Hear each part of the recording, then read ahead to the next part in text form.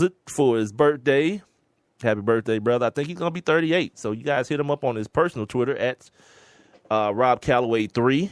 You guys can wish him a happy birthday, or you can do that on our Twitter, Instagram, or Facebook at Sports Kings Live. You guys make sure that you go get the Spreaker app, or you log on to Spreaker.com. Sign up for a free account. Also, search Sports Kings Live. Then you guys can go listen live and click on the little thought bubble looking thing. You guys can get in the conversation as well. We got about another, half hour to go in the show for the week, as a matter of fact. So we'll come back. We'll get into some NFL stuff, some crazy stories. Yeah, your boy Swaggy P. He's marrying a white woman, and he knows it. We'll be right back. People are always looking to invest in a good opportunity. So what if you could invest in the future of kids, like a stock? Not the kind of stock that's about making money, but a stock for social change called Better Futures. With your investment, it helps students like me go to college. My name is Charles, and I'm your dividend. Invest in better futures with UNCF. Visit uncf.org/invest. A mind is a terrible thing to waste, but a wonderful thing to invest in. Brought to you by UNCF and the Ad Council. What's going on, everybody? It's your man, Big Mike. Yep, and this is RC, Rob Calloway. First of all, we'd like to thank everybody for being down with the Kings and for supporting Sports Kings Live. Your listens, downloads, likes, and follows have allowed this show to grow by leaps and bounds in just a few months. Now, if you have a product or a business and you'd like to promote it on this show, it's simple. Just email us at sportskingslive@gmail.com. And once again, thank you for being down with the Kings.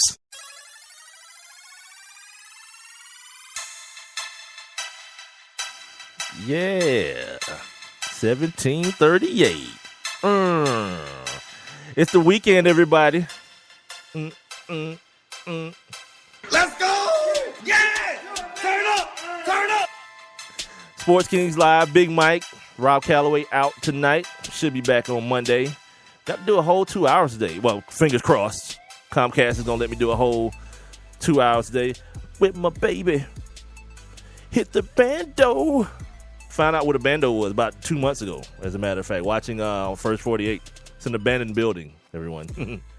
for our white listeners. Yeah, the bando is an abandoned building where they cook crack and sell dope and package narcotics. We're being heard via Spreaker.com and on the Spreaker app via your iPhone, your Android, or your Windows device. You can also log on to Spreaker.com and make sure you guys are following the Sports Kings. First, you gotta sign up for a free account, like our guy Mark Cooper has done, and also search Sports Kings Live, follow us, and then get into the conversation by hitting the little what is that called? The little thought bubble thing there. You guys can also Twitter us. Tweet us, Instagram us, Facebook us, all those things at Sports Kings Live. And you can Tumblr us. Whatever Tumblr is, you can do that to us as well, too. Or do that as well, not to. I used to have a coworker that said it all the time. As well, too. That's the same thing twice. John Chuckery. Snitching is back. It's popular again. Okay. Moving on to the world of the NFL. We got about... This says 84. I forget to update it. So I think it's like 82 days until the regular season starts. Don't quote me on that, but whatever. Right here on the home front, we talked about a couple of weeks ago, maybe last week, I don't remember, that Sam Baker, first round left tackle for the Atlanta Falcons, was released after not playing a game last year. Had a bunch of injury issues with him. Never could actually ever turn that corner. Every year he came back to camp. My body feels great. I dropped weight. I'm in shape. And next thing you know, bang.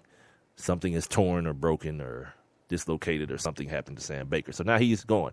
But just the other day, the guy who was going to be competing to fill that void, obviously they drafted the Matthews boy last year out of A&M. So he'll be most likely the starter at left tackle. But at right tackle position, Lamar Holmes was going to compete for that. But he has now broken his foot. That's a tough injury for a big guy, too. You know, guys with that kind of weight and that much pressure on the foot. That's an injury that I'm not sure. I didn't see an update on it today.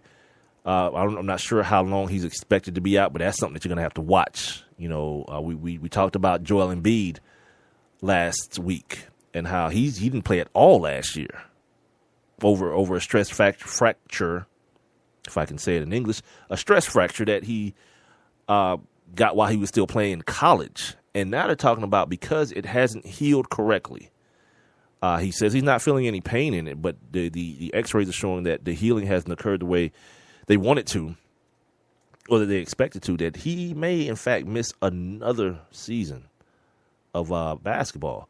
By the way, 6 days away from the NBA draft. I know everybody's so excited. I don't know. I don't know. I pay attention to probably 1 through 10, and then the next day, everybody's going to be there we go. See, you got some Falcons inside news. He's going to be behind Ryan Schrader. Good. Definitely don't want Lamar Holmes starting. But too, joking aside though, Mark Cooper is a big, his tailgate group is called the Atlanta Falcoholics. So if that tells you anything, know that. Depth for a team, especially a team, one, in the Atlanta Falcons that are changing their run scheme. They're reverting back to a run scheme that's very, very familiar here in the city of Atlanta. People saw guys like Warwick Dunn do very, very well in the zone blocking scheme, and that's what they're going to go back to this year. But that scheme in and of itself, it calls for synergy and a lot of harmony between those 5 guys up front, 6 including your tight ends, or 7 if you go 2. So it's important not only to have, a guy that is going to be your starter, or 2 guys you're going to be your starters at tackle, but then having some depth. That's one of the things that hurt the Atlanta Falcons on both sides of the line of scrimmage in recent years, the lack of depth. And we can, at another time, as football season gets closer and closer, we can get into the whys, or what I consider the why it happened. But right now, it's neither here nor there. Some of the other things coming out now, all this newfound maturity out of guys, teammates. Johnny Manziel, so mature now. Yeah, is it really? I read this crazy article yesterday about Colin Cowherd. I guess he has this massive erection for, and I mean that in the negative sense, for criticizing John Wall, and it all stems from something the kid did as a rookie. Doing he did the Dougie for the whole song, which by the way he killed it. By the way, he did not do it right. But from that, for whatever reason, that's somehow equated to the same immaturity as Johnny Manziel. Here's the thing I want people to do, if you can, do me the favor, stop calling it immaturity. It's called addiction. We had Branson Wright on from the Cleveland Plain Dealer last week, right? He said that Johnny Manziel went in for alcohol addiction. Well, we all saw the pictures of him with the rolled up dollar bills. Anybody else do that who don't do blow? Yeah. He's on cocaine. Well, it was. Or, I don't know, whatever. Cocaine was involved, right? Cocaine, because that same dude I just described, thong, flip-flops, broy, see Johnny Manziel would be in the definition. See Johnny Manziel. He's as broy as they get. And then apparently Jadeveon Clowney is coming back and more mature. More mature than what? You didn't see him last year. What? When I hear J.J. Watt who say, oh yeah, I'm seeing a big time, a whole lot more maturity out of Jadeveon Clowney. Okay, compared to what? He was at home. While you remember this story? He was at home like trying to pick up chicks on Instagram or something, or like Twitter or something, while these dudes was playing a game. So whatever. And at the time when it happened, I ain't had no problem with it. But my point is, he wasn't around. He was hurt. And as far as I've ever understood it, when you're injured in professional football, it's pretty much out of sight, out of mind. Because while everybody's practicing, you know what you're doing? You're off to the side with the trainers, or you're getting treatment, or you're rehabbing. You're not even really going to meetings. So, okay. In 6 weeks, ladies and gentlemen, training camp will start. You feel me? And we'll find out if all this maturity stuff, because yesterday apparently with all Johnny Manziel's maturity, something like 3 of the 6 snaps he took from center yesterday or the day before maybe, ended up on the ground. You still got a ball. I don't give a damn how immature you are. You know who used to be real immature? Yeah, Chad Johnson, and he could ball. But then when he was still immature and couldn't ball, it was time to ride out. Bye, go to Canada. See you in Montreal, homeboy. Yeah, I don't care about any of that stuff. Like, what happens is ESPN wants to make you guys care about it, but you don't either. You don't care. Like I'm going to tell you this. And A-Rod proves my point. He's about to hit 3,000 hits. And it's just like people are kind of conflicted now because, you know, if you're baseball, 3,000 hits still means something to you. I don't give a damn, you baseball weirdos. It does. You know, in the sport, and this is what I don't understand about baseball. I'll get back to the football in a second. In a sport where the numbers mean so much, why the hell isn't every ballpark the same size? You feel me? Because people are going to say, you know, well, A-Rod got 3,000 hits, but, you know, in games where he may have missed, that he didn't miss because he was on PEDs that help you recover faster and all these kind of things. It may even help your hand-eye coordination. You know, well, whatever. Cool. Okay. If you're going to make that exception for him or put that in place for him, some dude who plays, like David Ortiz, plays in a matchbox. And if I'm not mistaken, he is a, what is that, left-handed hitter? What is it, left-handed, right? He's a left-handed hitter.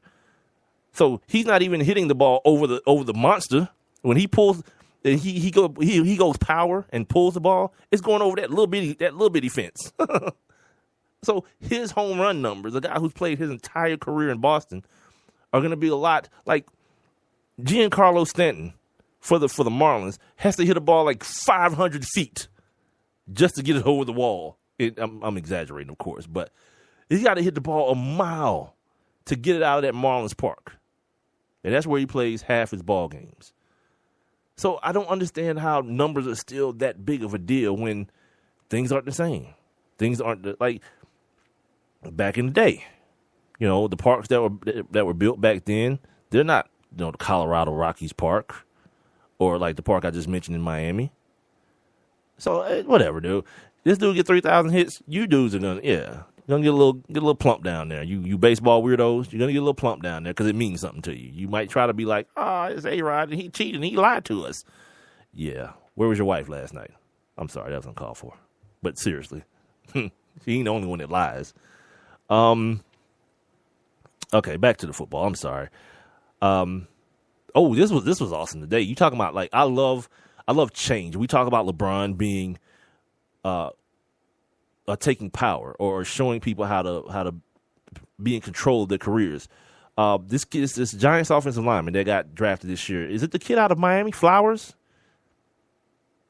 I didn't look it up. I heard the name while I was prepping. I was reading, and I heard it in my ear, and I just hurried up and typed it down and didn't go back to read it. But basically, he negotiated his own deal, which really is not a negotiation anymore.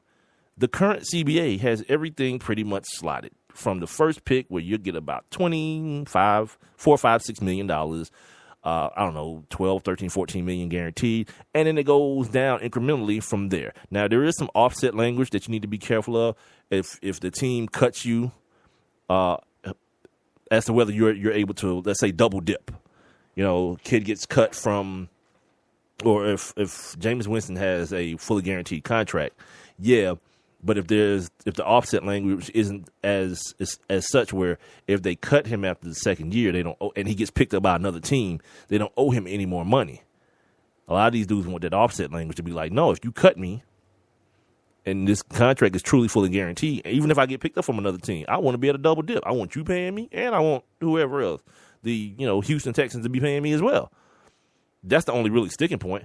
This dude did his own deal, and he kept in his pocket damn near $500,000. What?